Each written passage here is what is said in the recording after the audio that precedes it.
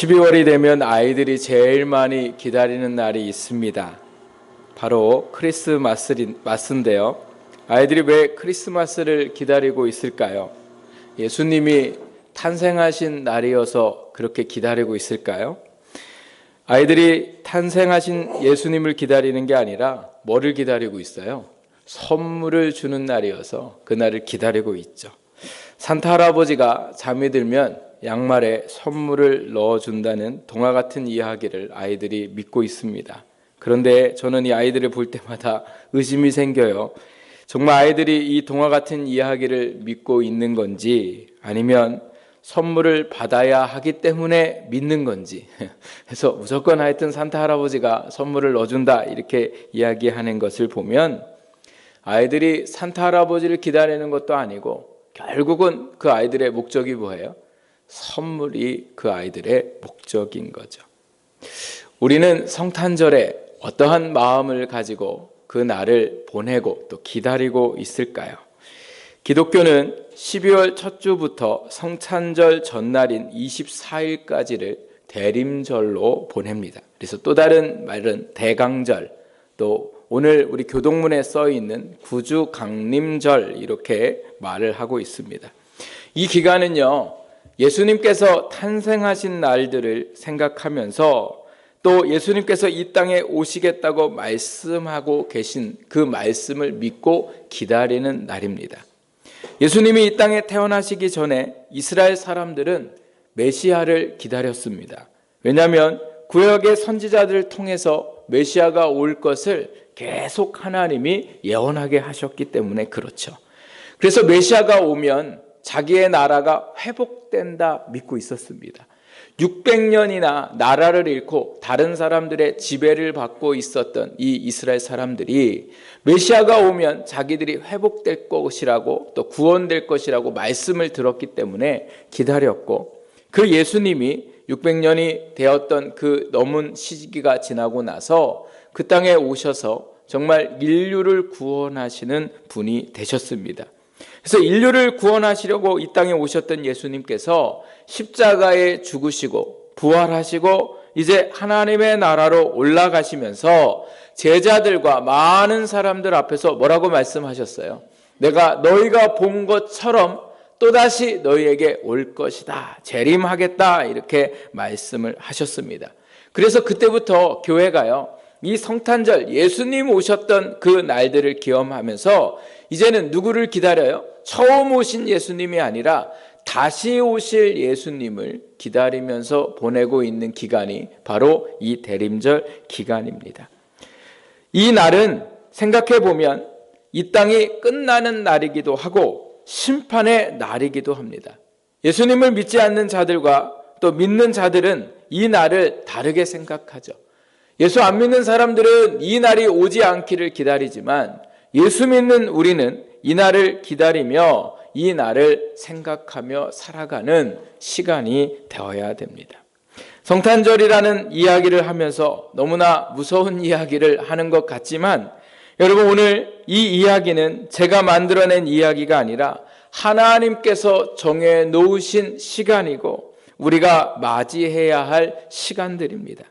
세상은 성탄절을 맞이하며 흥청망청, 또 누구랑 어떤 식사를 할까, 또 우리 가족이 어디를 놀러 갈까, 또 어떤 선물을 나눌까, 여러 가지 생각들을 하지만 오늘 우리는 이 성탄절을 맞이하면서 오늘 다시 오실 예수님 앞에 설 오늘 우리의 모습들을 다시 한번 돌아보고, 우리의 신앙이 주님 오시는 그날 주님 앞에 온전히 설 수 있는가를 생각해 보면서 주님 맞을 준비를 잘 할 수 있는 기간으로 보내야 합니다. 오늘 우리가 준비하지 않으면 예수님께서 말씀하실 때 뭐라고 말씀하시냐면, 그날에 슬퍼하며 이를 갈며 밖에 버려져 고통을 당할 것이다, 이렇게 주님이 말씀하셨습니다. 오늘 우리가 읽은 이 전도서의 말씀은 솔로몬 시대에 하나님께서 지혜자들을 통하여 주신 말씀입니다. 지혜자들은 과거와 현재의 사람들의 삶을 깨달은 것을 책에 기록하게 되는데, 이 책들의 내용을 보면 어떻게 하면 지혜로운 삶을 살아가는 것인지, 어떻게 하면 어리석은 삶을 사는 것인지를 구체적으로 말씀을 하고 있습니다.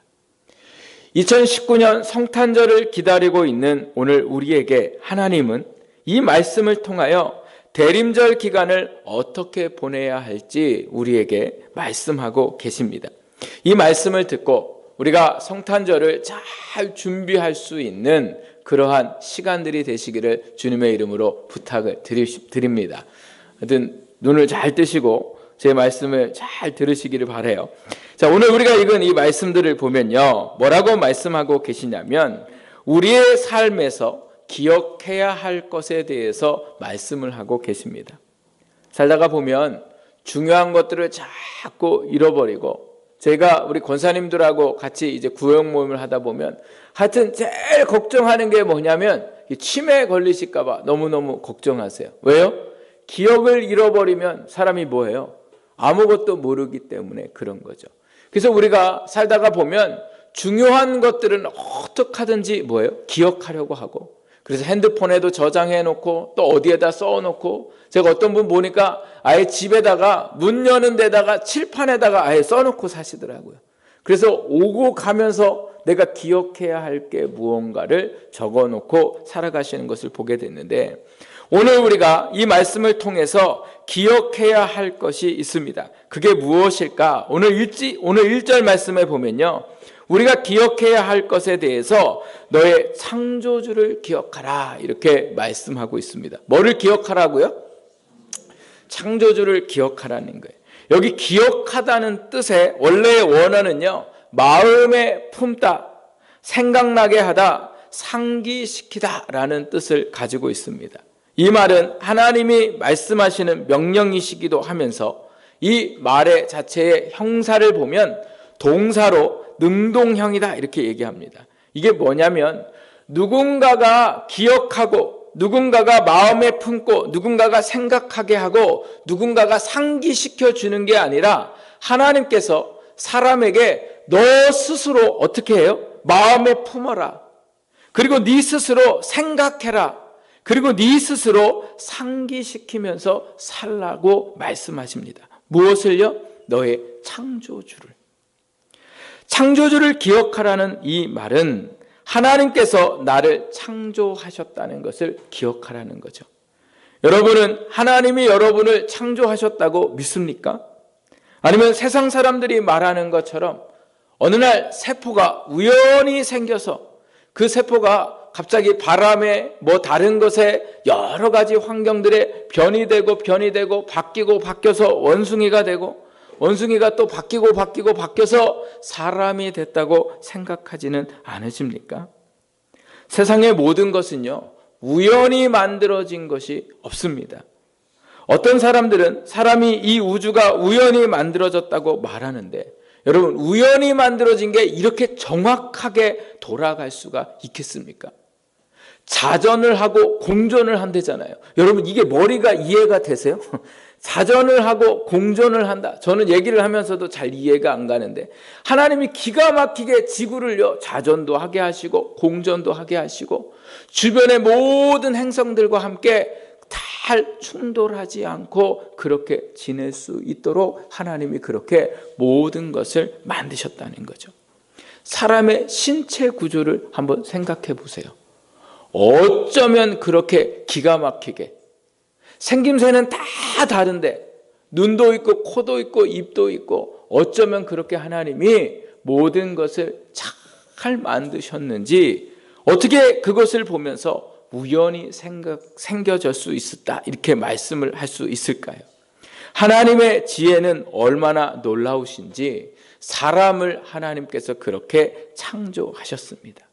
그래서 오늘 창조주를 기억하라는 이 말씀은 하나님께서 나를 창조하셨다는 것을 기억하고, 그리고 또 한 가지는 무엇이냐면요, 왜 너를 창조했는지를 너희가 잊지 말고 살라고 하신 말씀의 뜻이 있습니다.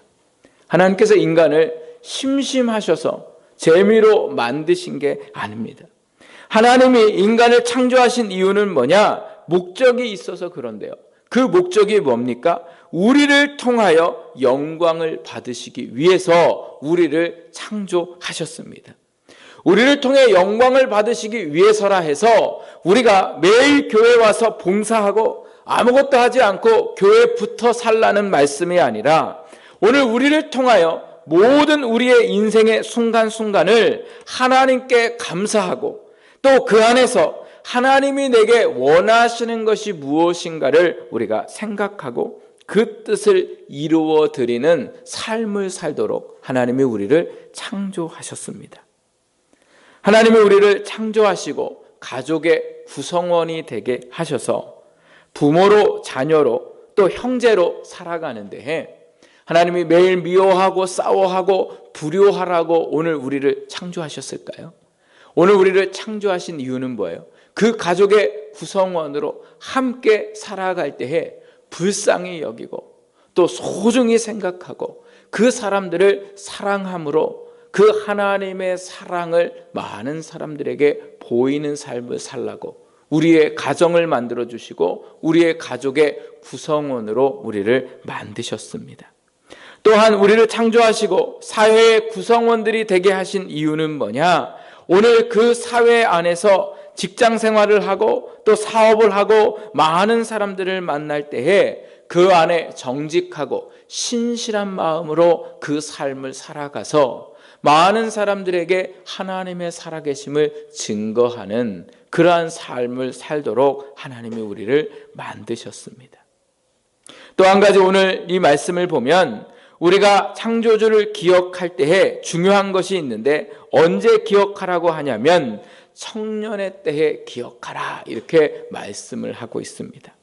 청년의 때가 언제입니까?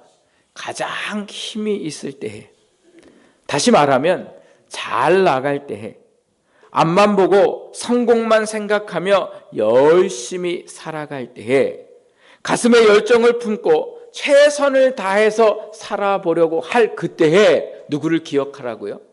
창조주를 기억하라는 거예요. 이 말씀의 뜻이 무엇일까요? 목적을 잃지 말고 살아라는 거죠. 목적을 잃으면, 방향을 잃으면 자신뿐만 아니라 많은 사람이 다치게 됩니다. 또 목적을 잃으면 애써 힘쓰고 허망한 결과를 맞이하게 됩니다. 하나님은 우리를 창조하실 때에 다른 사람들보다 더 빨리 가라고 창조하시지 않았습니다. 또 반드시 성공한 인생이 되기를 바라며 창조하시지 않았습니다. 우리의 인생의 목적은 성공한 인생이 아닙니다. 남들이 부러워하는 인생을 사는 것이 아닙니다. 하나님이 나를 이 땅에 태어나시긴 목적에 맞게 살아가는 것이 오늘 우리를 창조하신 이유시고 목적입니다. 그 인생이 가장 행복하고 복된 인생이 될 수 있기 때문에 그렇습니다. 그래서 오늘 우리가 살아가는 모든 순간순간마다 우리가 기억해야 할 것은 내가 지금 하나님께서 나를 세우신 목적에, 나를 창조하신 목적에 따라 내가 잘 살아가고 있는가를 우리가 기억하면서 혹시 내가 잘못된 방향으로 걸어가고 있지 않는가를 돌아보면서 오늘 우리의 삶을 살아가야 됩니다. 제가 부목사 시절에 수련회 할 때에 강사님으로 모신 목사님이 계신데 신학교를 졸업하고 영혼을 구원하려고 하는 이 열정 하나만 가지고 이제 어느 교회에 청년부 담당 목사로 이제 부임을 하게 됐습니다. 그래서 청년부가 많지 않았는데 한 사람 한 사람을 끌어안고 얼마나 열심히 사역을 했는지 나중에는요 어른들 수하고 청년들 수하고 똑같아졌어요. 그래서 교회가 청년들이 너무너무 많으니까 아예 교회를 청년부라고 하지 않고 청년교회로 세워줬어요. 그래서 청년들이 주일 예배를 드리고 청년들이 구역 모임을 하고 청년들이 재정을 같이 이제 해서 아주 독립된 교회로 세워줬고 그만큼 부흥을 하니까 나중에 다른 서울에 있는 큰 교회에서 담임 목사님으로 그분을 초빙을 하게 됐습니다. 그래서 초빙을 하고서 갔는데 가고 나니까요 얼마나 편한지 너무너무 좋은 거예요. 누릴 수 있는 대로 누리고 장로님들하고 성도님들이 아직 목사님이 뭐 얘기만 하면 목사님이 하자고 하는 대로 다 같이 하니까 너무너무 좋고, 또 사람들도 얼마나 많이 부러워하는지요. 목사님이 목회를 잘하고 있다고 생각을 했는데 어느 날 하나님 앞에 기도하는 중에 하나님이 그 목사님의 현재의 모습을 보여주셨어요. 기도하는 중에.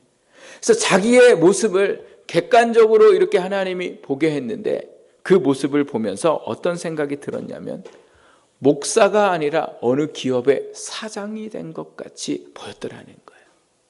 성도가 너무 많아서 목사가 성도님 이름도 모르고 성도의 자녀 이름도 모르고, 성도들이 목사를 한번 만나려면 시간을 내야 되고 기다려야 되고 하늘의 별 따기로 목사님을 만나야 되니, 이러한 모습들을 하나님이 보여주시면서 그 모습 속에 자기가 얼마나 많이 변질되었는지를 깨닫게 되고, 그렇게 기도하는 중에 하나님 앞에 기도하면서 주신 마음이 이제 이 교회를 사임하고 개척을 해야 되겠다, 이런 생각을 하게 됩니다. 그래서 장로님들과 성도님들에게 자기의 상황들을 다 이야기하고 이제 내가 자리를 내려놓고 이제 개척을 하려고 하니 좋은 후임자를 드리도록 그렇게 말을 하고, 또 개척을 한다고 하니까요, 성도님들과 또 청년들이 목사님을 따라가겠다고 막 이야기를 해서 이 목사님이 난 6개월 동안 이제 언제 나는 개척하지 않겠다, 그러니 내가 한참 있다가 개척하고 기도로 준비해야 되니까 여러분들이 그냥 교회에서 열심히 봉사하라고 하고, 또 그리고 교회에서 주신 그 퇴직금과 또 그동안 이제 사례비와 자기가 모아두었던 돈을 이게 있으면 또 하나님 의지할까봐 다 선교비로 다른 사람들에게 다른 교회에 다 보내고 난 후에, 그러고 이제 빈 몸으로 있으니까 그때서야 하나님이 보이기 시작하고, 그때서야 자기가 왜 목사가 되었는지 다시 깨닫게 되고, 그 나중에 시간이 지나고 나서 어떤 분이 이제 건물에 임대를 해주셔서 거기서 개척교회를 시작하고 이제 성도들이 모여서 함께 예배하는 교회가 됐는데, 그 전의 모습에 비하면 정말 초라하고 정말 보기가 그렇지만 가장 행복한 시간이라고 그 목사님이 말씀하시는 이야기를 들었습니다. 여러분, 남들이 부러워하고 다른 사람들은 그 자리로 너무너무 가고 싶어하는 그 자리가 이 목사님에게는 어떤 자리예요? 하나님의 목적에 맞지 않는 자리였다는 거죠. 이 목사님의 이야기인 거죠. 여러분, 오늘 우리의 삶도 마찬가지입니다. 내가 많은 것을 누리고 많은 것을 성공하고 이게 오늘 우리의 삶의 목적이 아니라 하나님이 지금 나를 창조하신 목적에 따라 내가 살아가고 있는지, 하나님이 오늘 우리를 창조해 놓으시고 세상의 문제로 인하여 어려움으로 인하여 낙심하고 좌절하고 염려하고 근심하라고 우리를 만드신 게 아니라 그 창조를 하셔서 오늘 우리가 어떠한 상황에도 불구하고 하나님과 함께 그 모든 일들을 넉넉히 감당하라고 우리를 창조하신 줄 믿습니다.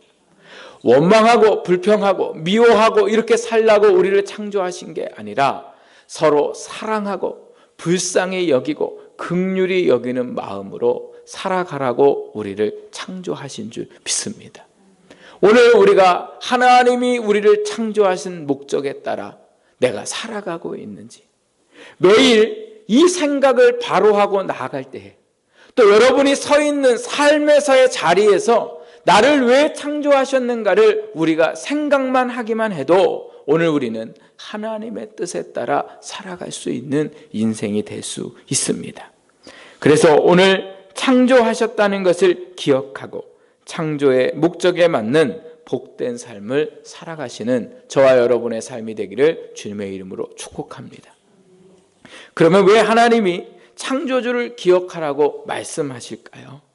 1절 2절 말씀에 보면 뭐라고 말씀하고 있냐면, 너는 청년의 때에 너의 창조주를 기억하라. 그러면서 공고한 날이 이르기 전에 나는 아무 낙이 없다고 할 해들이 가깝기 전에, 해와 빛과 달과 별들이 어둡기 전에, 비 뒤에 구름이 다시 일어나기 전에 그리하라. 이렇게 말씀하고 있습니다. 이 말씀의 한마디가 뭘까요?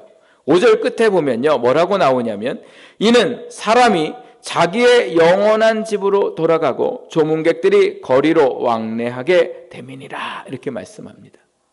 너희가 창조주를 기억하고 하나님이 너를 창조하신 목적에 따라 살아가야 될 그 이유는 무엇이냐? 너희는 뭐 하기 때문에 그래요?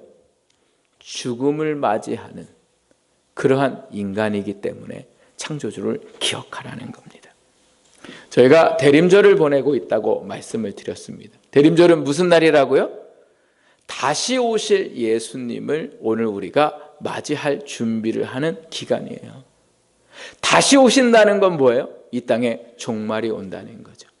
하나님 앞에 서는 심판의 날이 온다는 이야기입니다. 주님이 이 땅에 오는 날은요, 이제 우리가 이 삶의 모든 것을 정리하는 날인 거죠.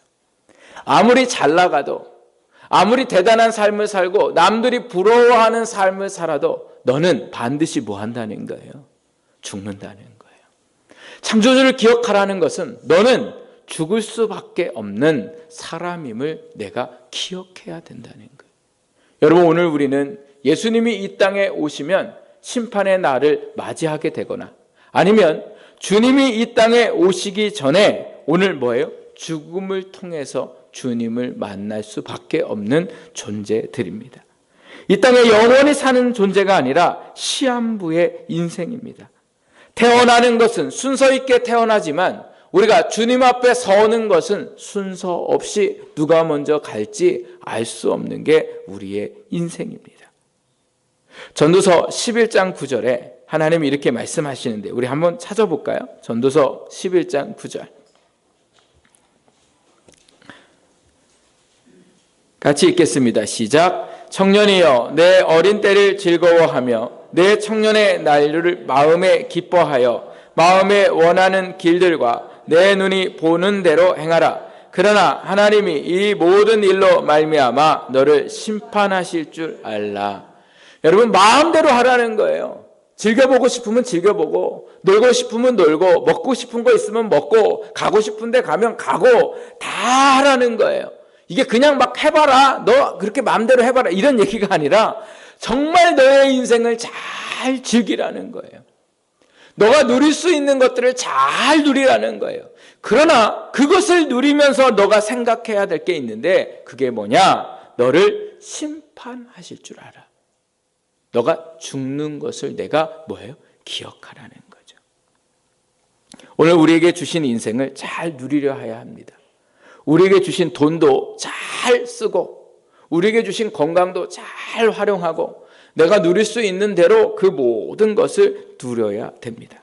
그러나 중요한 것은 오늘 우리가 하나님 앞에 심판을 받는다는 겁니다.